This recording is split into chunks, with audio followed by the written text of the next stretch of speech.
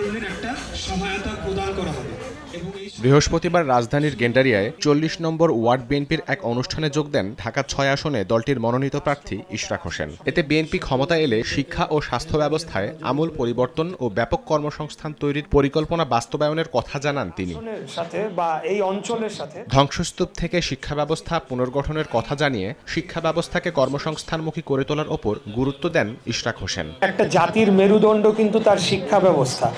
বিগত দিনে আমরা দেখেছি আমাদের এই শিক্ষা ব্যবস্থাকে ধ্বংস করার জন্যে নানা ধরনের কারসাজি আওয়ামী সরকার করেছে এবং তার পিছে আমরা বিশ্বাস করি যে একটা দীর্ঘমেয়াদী আমাদের এই বাংলাদেশকে একটা করদ রাজ্য অথবা একটা দাস রাজ্যে রেখে দেওয়ার জন্যে পরিকল্পিতভাবে আমাদের শিক্ষা ব্যবস্থা এবং যুবক সমাজকে ধ্বংস করার জন্যে বাংলাদেশে মাদকের একবার অহরহ প্রবেশ ঘটানো হয়েছে।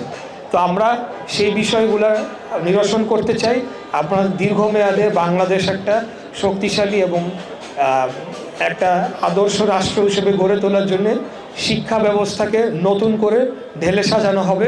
মহানগর ও জেলা পর্যায়ে বিনামূল্যে স্বাস্থ্যসেবা নিশ্চিতের পাশাপাশি দরিদ্র ও প্রান্তিক পরিবারকে সহায়তায় ফ্যামিলি কার্ড চালুর পদক্ষেপ নেওয়ার প্রতিশ্রুতি দেন বিএনপির এই নেতা।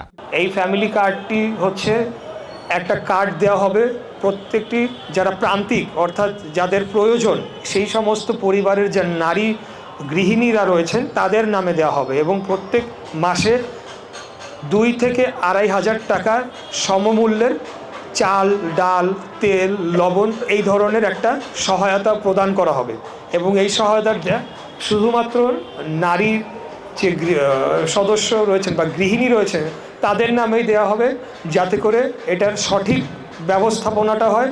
দ্বিতীয়ত নারীদেরকে আমরা যাতে আরও ক্ষমতায়ন করতে পারি, নারীদেরকে যাতে আমরা আরও সামনের দিকে তাদের কর্তৃত্ব বা তাদের যে অধিকার সেটাকে প্রতিষ্ঠা করতে পারি।